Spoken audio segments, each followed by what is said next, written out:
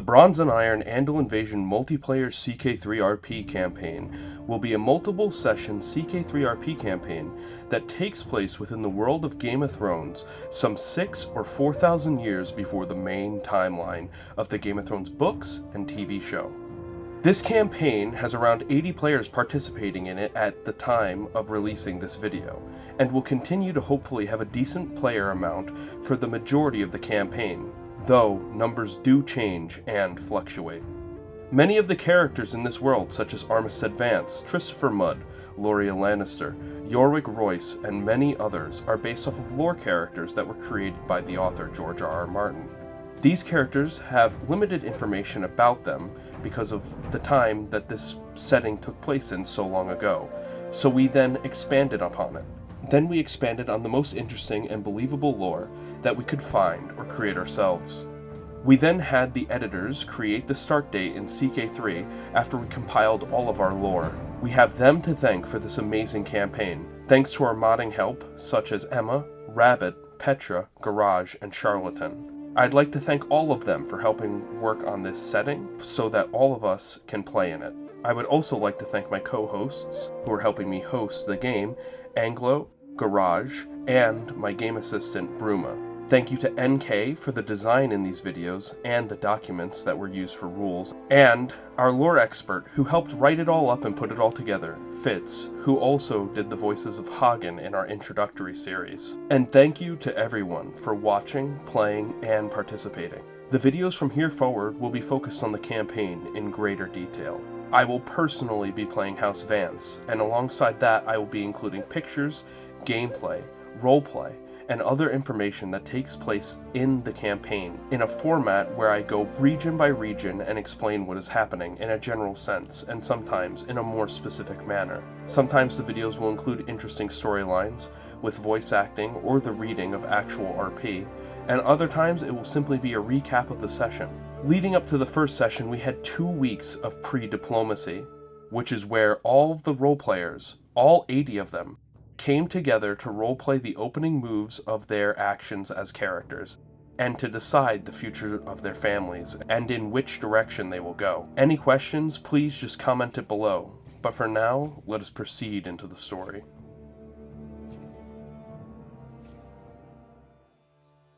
Spring creeps slowly into the cold north, while ancient houses begin to awake from their slumber like a hibernating bear after a long winter. King Boromir of House Frost, his family having once been from Frostguard in the past, faces mounting pressures from rival neighbors, Umbers, Boltons, and the unpredictable Skagosi seafarers. While Boromir seeks neutrality and survival by balancing diplomacy with both the Umbers and the Boltons, tensions have begun to escalate when an Umber envoy was tortured and executed by the Boltons, making a clear path towards future bloodshed between the two, and sending a message to the Umbers that the Boltons did not desire any sort of diplomatic resolution to their struggles. Meanwhile, the Wild Skagosi have begun unifying under Orell Kroll, forging surprising alliances with the longtime enemies to the north on the islands of Skane. Further south, the mighty House Stark focuses inward. Young Prince Rickard, known as the Laughing Wolf, charms and irritates Winterfell in equal measure as his father, King Jon Stark, seeks to arrange a marriage with House Hornwood, even if his son protests about their vile red hair openly at court. At the mouth of the White Knife, Aslak Greystark fortifies the Stark's realm's southern border and has been rewarded the title of Warden of the White Knife, given to him by Jon Stark, along with the castle of the Wolf's Den. Across the north, other powers stir. House Ryder teeters on the brink of civil war as Vaon Ryder gathers allies, finding mixed results from the Slates, Glovers, and the reclusive, feuding, incestuous Ambers. Worse still, the Warg King has begun to gather more and more strength, and seems keen and eager on regaining control over the forests he once lorded over.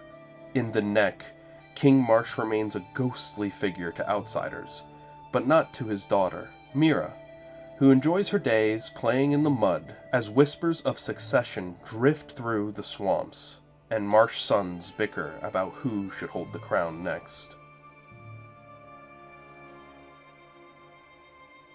The Andals and the first men of the Vale come to life with the arrival of spring, all vying for dominance in a land where snow has only just begun to thaw. While many fight, not all are enemies. The Andal knight Sir Gerald Grafton allied himself to the first man king Osgood Shet, both bound by marriage and faith. Together they stood against the rising threat of Iorwerch Rhys, the Bronze King who rules from Runestone, a man who holds no love for Andals. To the north in the lands of the Eastweld, House Hunter undergoes a great change. Dubbed Mad King Drin Hunter by his vassals, he adopted the Faith of the Seven and began to impose the Faith of the Seven on his first men vassals. This immediately sparked a revolt, and it furthered the civil war to no return when Lord Crane's son was slain by King Drin Hunter. And then, when a meeting was supposed to be had between Lord Crane and King Drin attempted to ambush Lord Crane and have him slain and try to end the rebellion. This caused an even greater rebellion, and all of Drin Hunter's vassals have rebelled against him. Lord Chase then approached Royce. Royce heard about this news and delegated the matter to his vassals after meeting with Lord Chase, a vassal under King Drin Hunter, promising to support the first men of the Eastweld in exchange for their fealty.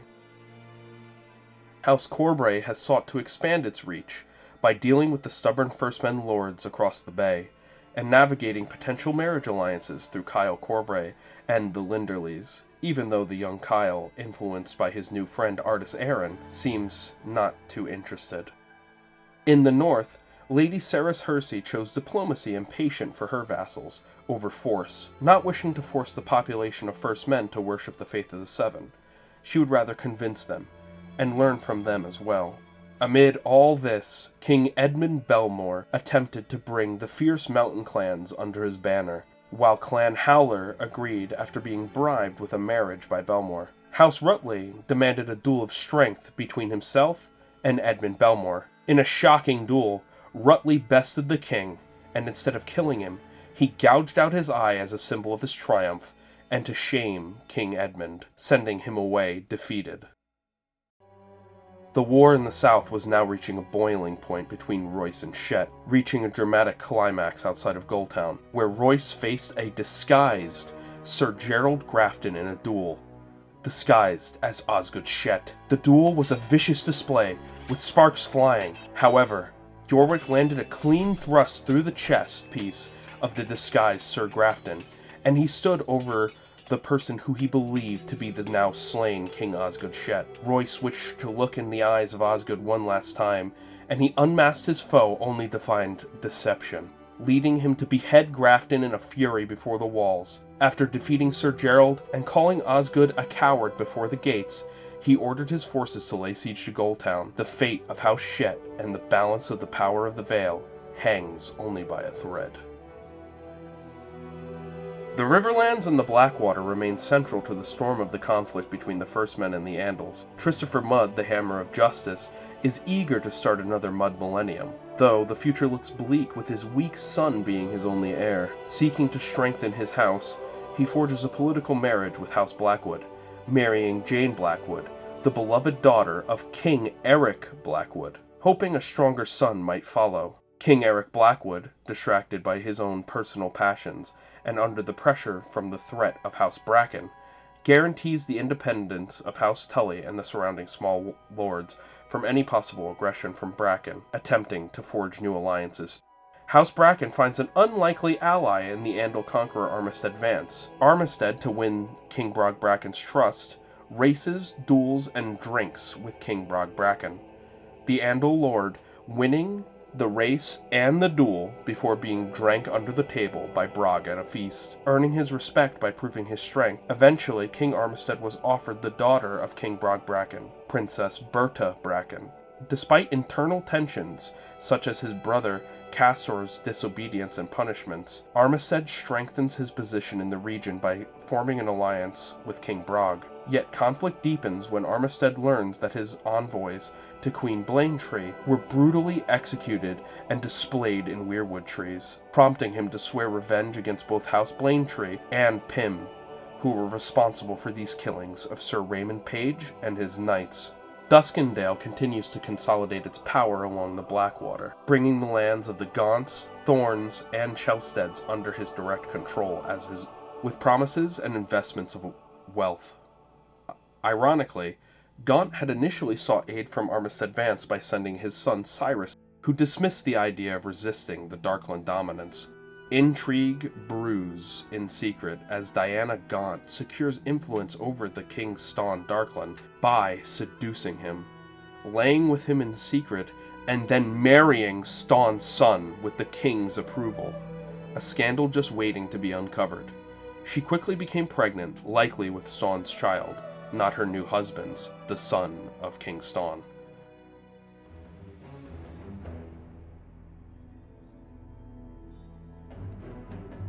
Euron Greatiron, after the brutal killings at Naga's Hill, where he wiped 14 houses from existence, has attempted to reconcile with the remaining houses, seeing no reason to want to kill or destroy any of those that were left. Those that were left were too old, too damaged, or too young to fight or to know any better.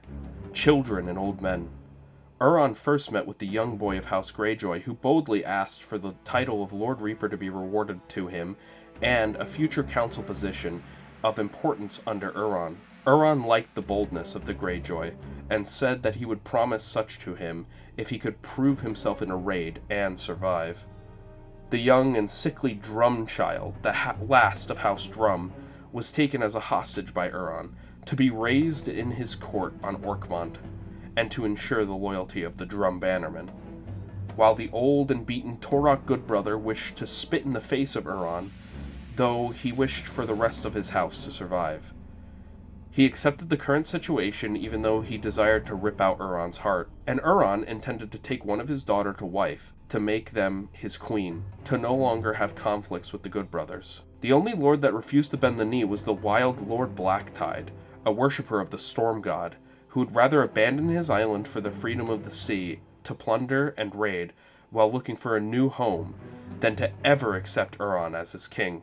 Euron then held a massive feast at the Iron Keep, where the Ironborn schemed for where they intended to invade and raid next.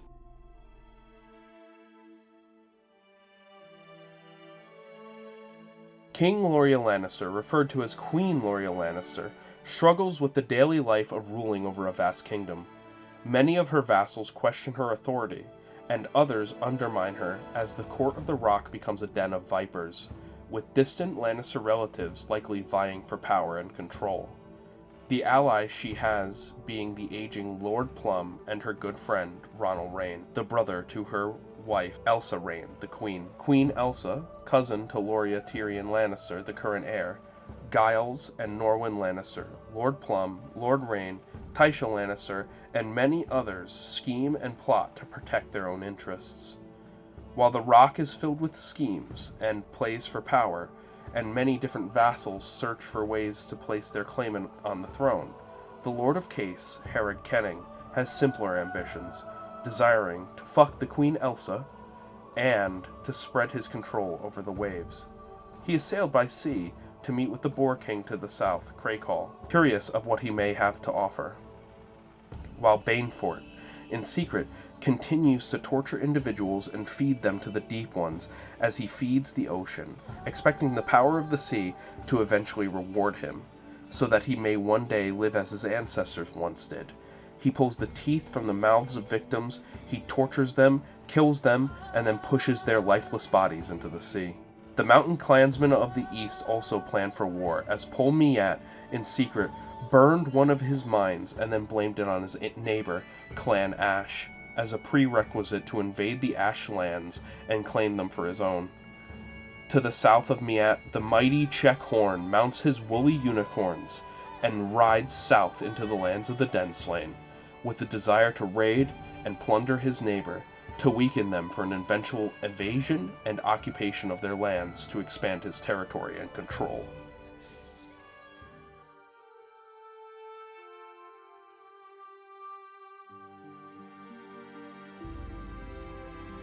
The largest and most powerful of any of the kingdoms of Westeros, the Reach continues to stand strong and proud even after years of prosperity. Though Gwaine the God-fearing believes that his realm is at risk from outside forces, he is wary of the lack of care and thought put into the world that they occupy, and he worries for the future of the Reach and the First Men with the coming of these Andal invaders. He traveled to meet with his vassal Josera Crane, who he believes has the ability of the Children of the Forest. She confirms that she is a skinwalker and a greenseer, and that many of House Crane throughout their history have had said abilities. Both of them, after they met, placed trust in one another and believed that it was time to find the Children of the Forest and have them return to the Reach so that the Gardener Kings could forever be advised by them in these great times of struggle and fear. King Gwaine Gardner also left to meet his vassals of Hightower and Oldtown, to build relationships and to secure their loyalties. To secure his border further, he promised the lords of Belgrave, Greenhill, Corn, and Payne their independence from anyone who attempted to invade their lands. He will come to their defense. And finally, with the arrival of spring, this comes the blooding of the fields, where the Gardener King takes willing and unwilling human sacrifices and has their lives taken and their blood spread amongst the crops and the fields of the Reach, in order to bring about a bountiful harvest come autumn. A process that is frequently repeated throughout the reigns of Gardener Kings, sometimes bringing on the blessing of the old gods and great bounties with it.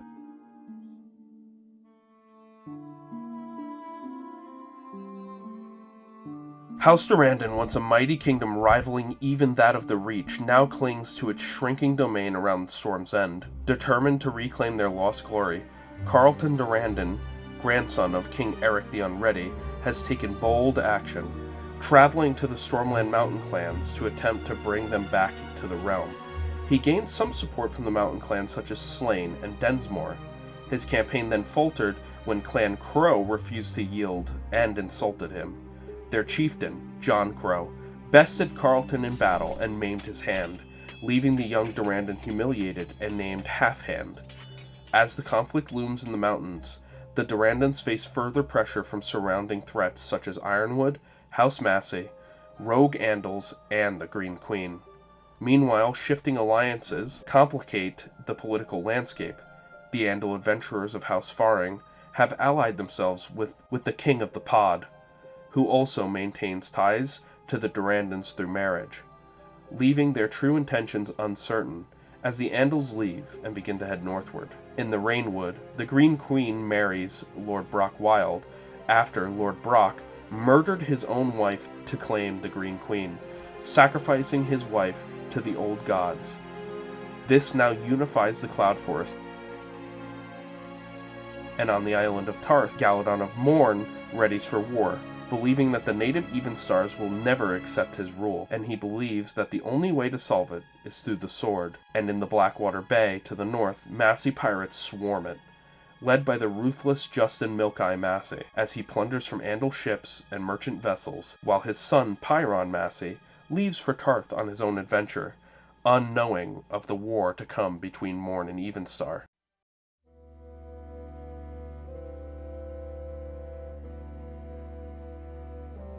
In the deserts of Dorne, House Ironwood prepares for expansion, with Lord Oliver Ironwood casting his gaze towards the eastern Greenblood, western Fowlerlands, and the northern marches, held by House Durrandon.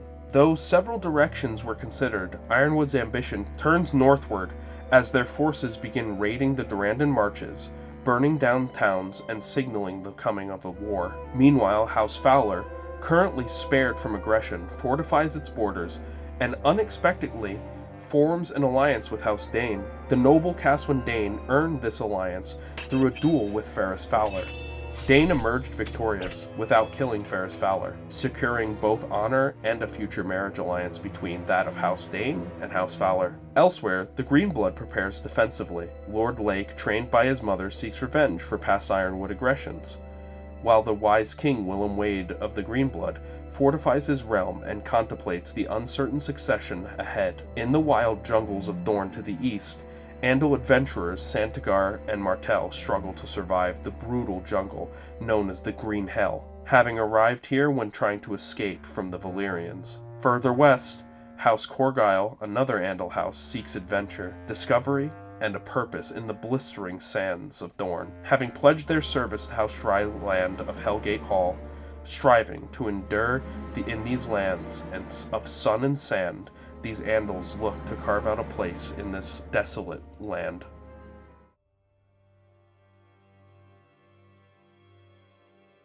And across the narrow sea in Essos, in the lands of Andalos, where Andals still linger and live, more Andals begin to realize that these lands will soon be consumed by the newly forming Empire of Valyria, and that they have no answers for the dragons for which they ride, and the magic that they seem to be able to wield as easily as a knight does a sword. Their strength and power is incomparable, and many Andals such as Swigert, Tyrell, Risley, and Dalewell all prepare to leave for foreign shores of Westeros. Dalewell has a family to protect, Tyrell the same.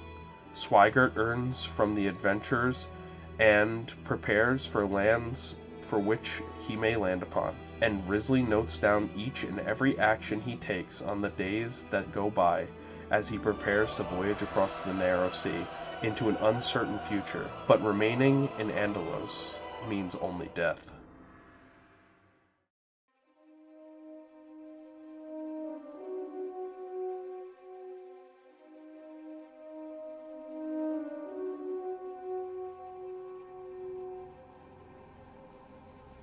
The western coasts of the north are once again set ablaze as the Ironborn, urged on by King Euron Greyiron, launch raids from the Giant's Fist and the Iron Islands. Gerald Great Iron leads one of the first attacks, crossing from the Giant's Fist to strike the lands of House Dustin and Ryder with brutal effectiveness. House Greyjoy and Hoare turn their sights northwards, raiding the mountain clans and the Wolfswood. However, the tide turns at the Battle of Rillwater Crossing, where Vaon Ryder rallies a defense that repels the Ironborn and drives them back into the sea, a cunning display of his martial abilities against the Ironborn foes. Simultaneously, internal strife continues on Skagos, with the Krolls dominating until the sudden death of Arel Kroll from a lingering winter illness. His son, Kyleg Kroll, steps in to continue his father's ambitions of uniting Skagos under one banner.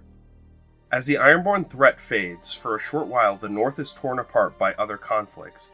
A brutal 5-year war between Houses Bolton and Umber culminates in the devastating Battle of Grim Lake, where both sides claim victory over the other, but neither can truly say that they are victorious due to the tremendous losses that both have suffered during this conflict.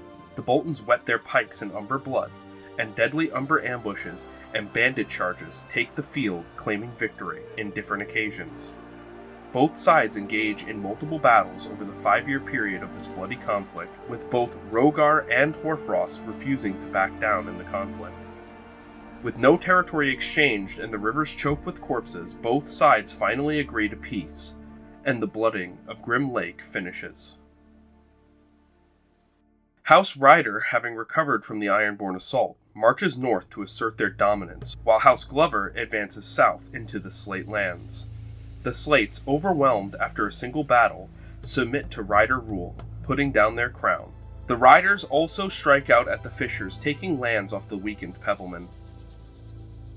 Tragedy strikes at Winterfell as Queen Lyanna Stark dies from a fall, leaving the Stark's court grieving and momentarily distracted from the region's mounting instability.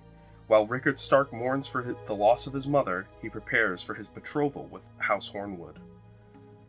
With Stark unwilling or not desiring to attack the Boltons, King Rogar Bolton, now more confident that he needs not worry about a Stark attack, seizes the chance to reclaim Widow's Watch from the sisters, easily driving them out and restoring the lands to Bolton control.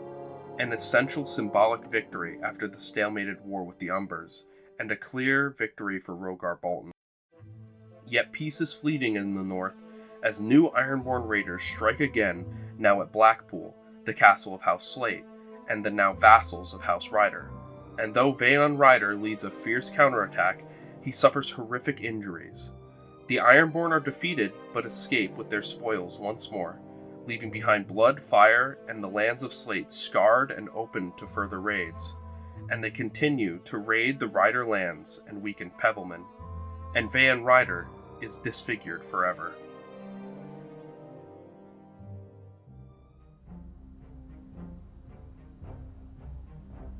In the Vale, House Hersey stands firm against repeated incursions, repelling both Sisterman raiders and hostile mountain clans. Even when Hrolf Coldwater launches an unexpected raid from the south, the Hersey defenses hold strong, turning back the threat and securing their borders and protecting her vassals, First Men and Andals alike. Meanwhile, to the south, King Yorwick Royce finishes his bloody siege of Gulltown and captures and kills King and Prince Osgood Shet, putting them both to the sword and ending the line of Shet and the kingdom of the true First Men. The siege was bloody and decisive. Royce's forces stormed the walls defended by the Shet and their Andal allies, the so-called true First Men. With the deaths of Prince and King Osgood Shet, the extinction of both Grafton and Shet bloodlines, Yorwick claims the city as his own and shifts his attention northward, joining the First Men rebels against the increasingly erratic King Drin Hunter in the Eastweld. With one force defeated in the south, he can still claim the lands of the Eastweld and add to his great victory over Shet and continue his success. The war in the Eastweld becomes a defining conflict in the Vale, culminating in the ferocious and violent battle of Lime Peak. Here, Royce and his First Men allies face off against King Drin Hunter, his Andal loyalists, and their followers of the Seven, and the forces of House Moonfell, sent by Lord Corwin Corbray. Despite fierce resistance, Yorwick emerges victorious after he sends his horsemen through a hidden mountain pass to outflank the Hunter forces. Aided only partially by Corwin Corbray, whose late arrival leaves him bitter and hungry for retribution, as he leaves the field instead of engaging fully with his forces, deciding that tomorrow would be a better time to face Royce instead of today. With Drin Hunter slain, Royce keeps his word, and so do the Hunter vassals. He absorbs the Hunter lands into his growing domain. He names Drin Hunter's son Lord, though soon after, illness begins to weaken the aging Yorwick. Corwin returns to his own lands after the defeat in the mountains, even though he wasn't directly defeated. Swiftly, he gains victories over the mountain clansmen to his north and vanquishes Helgard Top to his south. The wounded Top becomes a target of Sir Artus Arryn, and Corwin Corbray offers to assist him in taking the Top's lands so that he may gain a new ally out of Sir Arryn.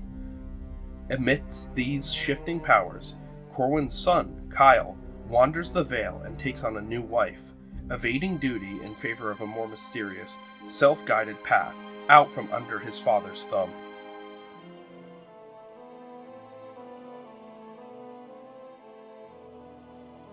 The Riverlands erupt into chaos as Vorian Viprin lands at the mouth of the Trident, swiftly defeating Lord Derry in battle, and then laying siege to the Derry stronghold, Castle Derry. Unbeknownst to him, though, King Christopher IV, the Hammer of Justice, Mud, has caught wind of the incursion and begins to march south to confront the invading Andal force. Lord Armistead Vance pursues his own warpath, marching north into Blaintree and Piper territory to avenge the death of Sir Raymond Page, and to annex their lands into his now growing domain. At the Battle of Wilpen, Vance crushes Queen Blaintree and Lord Pym with a devastating Andal cavalry charge which breaks the First Man ranks with ease. Luckily for Vance, his forces captured Pym and Blaintree, capturing and executing them after a session of brutal torture. The siege of House Blaintree follows, and in a chilling display of vengeance, Armistead wipes out the remaining members of House Blaintree and House Pym, gifting the lands to young Kyle Page, heir to Raymond, as a way of avenging his death even further. Lady Rowan Piper rallies what strength remains and confronts Vance at the Battle of the Old Mounds. Once again, the First Man forces are crushed by a devastating Andalic cavalry charge, which she has no answer for. Only to be defensively defeated and taken prisoner, Lady Piper falls as a prisoner to Lord Armistead Vance. Offered mercy in exchange for submission, she agrees to marry Cyrus Gaunt, who had recently appeared at Vance's court, In doing so, she surrenders her family's legacy and titles. Her surviving bannermen are given a cruel choice to either convert to the Faith of the Seven or die. All of them choose conversion. During this consolidation of power, a mysterious grey wizard named Aubrey arrives and is welcomed by Armistead Vance, who grants him permission to record his deeds and advise him on the ancient histories of Westeros, gifting Vance with immense knowledge of the lands that he now occupies, and advising him on what he should do next. Christopher Mudd and Florian Mouton unite to confront Vorian Viprin after a long march, defeating him soundly outside of Castle Derry and forcing him to flee the Mudd's lands. Seeking vengeance and new allies, Vorian Viprin travels to the castle of Armistead Vance, where he marries Brella Bracken and urges Vance to turn his armies against the Mudds. Simultaneously, King Beauregard Hogg suffers a grim end as his gout-ridden body fails him during a surgical attempt, where he bleeds out after they attempt to remove his feet. His son, Loramus Hogg, ascends to power, and the Hogg lords underneath him continue their minor southern conquests. To the east, Togarian Bar Emin is soundly defeated in his invasion of the Dusk Kingdom and retreats out to sea and ends up on an island. He settles his men among the fishing villages in hopes of building a new life with the Andals that still follow him. Across the Riverlands, other conflicts simmer as Gurn Brune begins raiding neighbors in Crackclaw Point, stockpiling supplies ahead for the coming winter. A lone-faring adventurer journeys through the Riverlands, completing contracts and marrying Throstfisher's daughter after the death of his twin brother Argos, who drowned at sea. Armistead and House Bracken, after a brief pause, launch another swift campaign against House Smallwood, easily claiming the land in a short war. With that secured, their ambitions turn northward to Blackwood and Tully lands. Meanwhile, vengeance takes root as Lords Drox and Tarbeck retaliate against Lord Body for the murder of Drox's daughter, prompting Armistead to dispatch his brother Castor to resolve the growing crisis, hoping his brother is finally up to task. Along the coasts of the Cape of Eagles, it suffers harsh raids from Euron Greyiron and the Ironborn, with Cedric Mallister struggling to protect his people from the devastation, while King Christopher Mudd is down south, returning from his victory over Vorian Viprin. Euron Greyiron has plagued the region with raids, and has crippled the western coasts.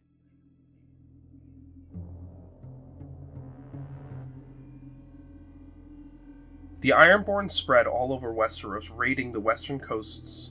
The Greyjoys and the Whores raid the northern mountain clans, and they eventually circle south to raid the northern regions of the Westerlands. Great Iron raids the Riders and the Dustins, and Grey Iron is raiding the lands of House Mallister, and then proceeds south and raids the lands of Case, defeating the Kennings in battle, and putting their lands to the torch. Luckily for Herrig Kenning, he isn't killed or captured during this vicious raid by Euron Greyiron. With winter approaching, the Ironborn have stored up on supplies, gold, and have plenty of men. Come next spring, after the winter, or maybe even before winter arrives, they will likely lay claim to a piece of land outside of the Iron Islands, not just a raid, but to expand the Ironborn Kingdom and the domain of Euron the Red Hand.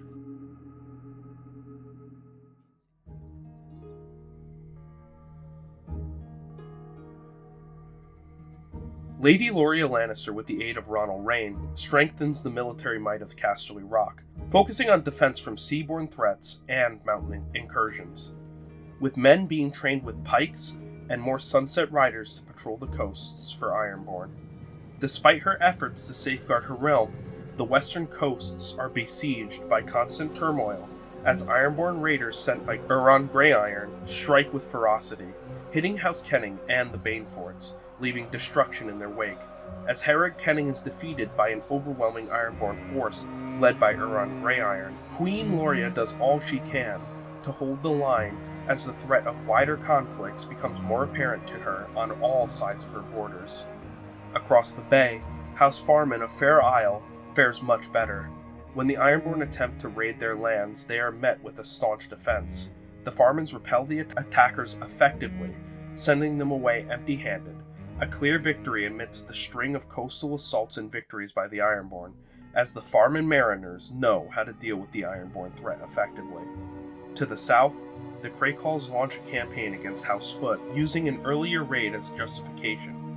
In truth, the Kraykalls likely seek dominance over these lands, or so it is assumed, and after a brutal series of battles, King Hother Foot is forced to surrender. Stripped of his crown, he bends the knee to the Kraykalls, though resentment simmers beneath the surface as the Foots look for an opportunity to rebel, biding their time. House Kenning, after a string of defeats, manages to strike back when the Horrors attempt to raid the weakened cases. They walk into a trap, though, set by Herod Kenning, and are decimated on the very beaches they land upon, riddled with arrows.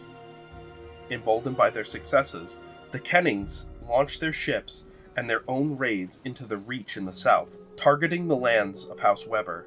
The attack is a success. Rich with loot, the Kennings return home, finally tasting triumph after enduring wave after wave of Ironborn aggression, though many of the vassals of the Rock look to House Lannister with a weary gaze, unsure of whether they can be trusted to defend them.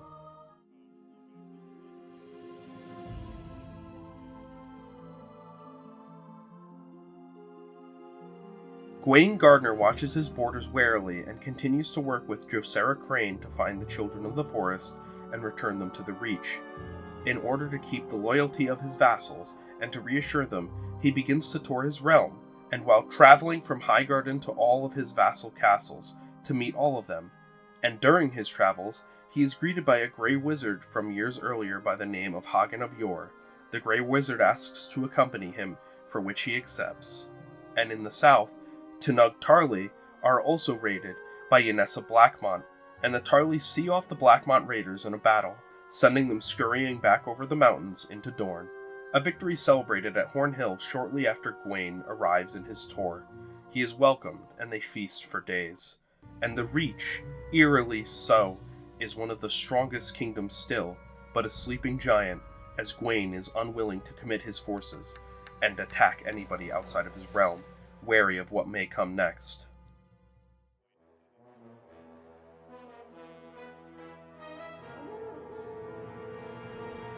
Milk-Eye Massey, left unchecked, launches a wave of piracy and raids along the Blackwater and into the Stormlands, while his son Pyron sails and lands on Tarth. There, Sir Galadon of Morn crosses the northern mountains of the island and clashes with the Evenstars in a brutal battle. Though the fighting is fierce, Galadon's skill prevails, and he slaughters many before laying siege to and capturing Evenstar's castle. With their castle lost, the Evenstars flee under Pyron Massey's advice, seeking refuge at Massey's Hook and aid from Milk-Eye himself. Galadon, now in full control of the island, declares himself an Andal king of Tarth and the ruler of the island. Carlton Durrandon subdues the mountain clansmen after defeating Jon Crow, and forcing the Crows into exile into the Cloud Forest, and raising House Slain to Lords of the Mountains. Now vassals underneath the Durrandons, a victory for them, and he avenges his damaged hand, even if Jon Crow still lives. But the Stormlands soon face a greater threat as Oliver Ironwood leads an army from Dorne into the marches, burning the lands. King Eric the Unready meets him in battle with his son and grandson outside Blackhaven Castle in a bloody clash. The fight is brutal and evenly matched until the famous Stormland Marauders flank the Ironwood pikemen. Unable to use their pikes effectively, they break, breaking their lines and routing their forces, chasing them all the way back to Dorne. The Durrandons claim victory and send the Dornish back across the border without pursuit, choosing instead to revel in their hard-won success, celebrating in the camps of Durrandon and in Castle Blackhaven. The Durrandons, who were seemingly in deep trouble, may have found a chance to rebuild what the house once had, though some give the success in the mountains to Carlton, and others say that truly those responsible for the victory at Blackhaven were the Dundarians. Despite this, the Durrandons were flushed with confidence. The Durrandons then turned their sights on Massey's Hook, hoping to crush Milk-Eye's growing power.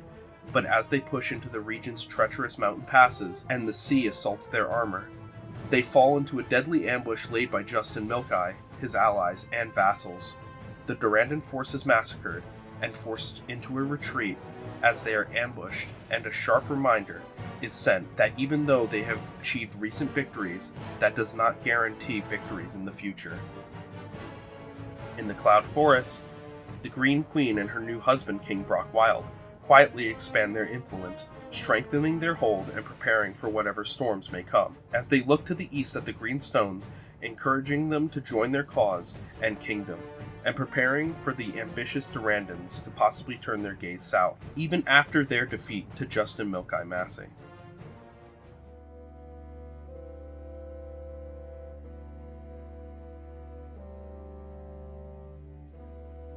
After her earlier defeat at the hands of House Tarley, Yennessa Blackmont was determined to reclaim her honor, and of course desiring to taste victory once more.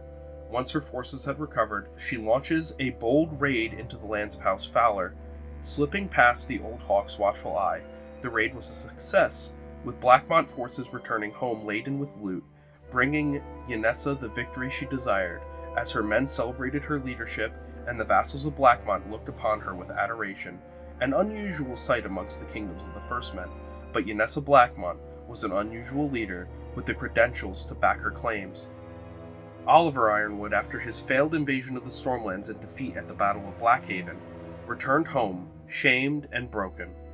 The loss seemed to drain the life from him, and in his despair he became ill, and as a result of his illness, and age now failing him, he took his own life in a ritual meant to restore his honor in the eyes of the earthen gods. His son, Castor Ironwood, now inherits the mantle of king and blood royal, though he remains untested and steps into power during a time of uncertainty, where the neighbors of Ironwood, once fearing an attack from them, now watch the Ironwood kingdom with eager eyes, wondering if the Ironwoods may be weak enough to become the hunted instead of the hunter.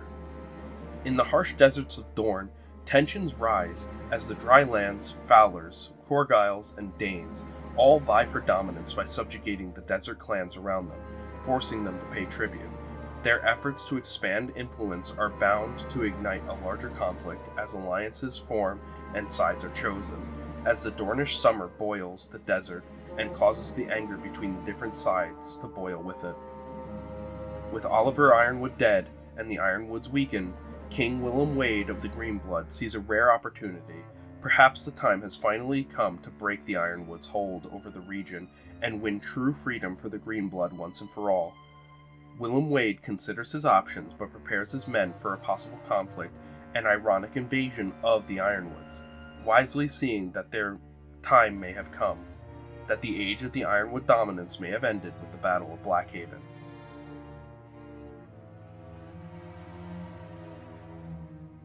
While the Valyrians attack Andalos and spread their influence and burn towns with their magic and beasts, Lord Tyrell only sees sinners, or at least that is what he tells his men, when they are robbing and looting their own people, claiming all of their valuables and killing those that they see as heretics and cowards. Ironic. Amassing a large amount of wealth, the Tyrell adventurer prepares to leave for Westeros with his followers after plundering from those fleeing from the conflict, while Lord Risley, Dalewell, and Swigert also engage in contracts and actions of their own and prepare to leave for the continent across the narrow sea, Risley seemingly eyeing traveling southwards towards Dorne, while Dalewell and Swigert are still contemplating if they are even ready to leave yet, as all three continue to amass wealth and men by finishing contracts and finding their own feet.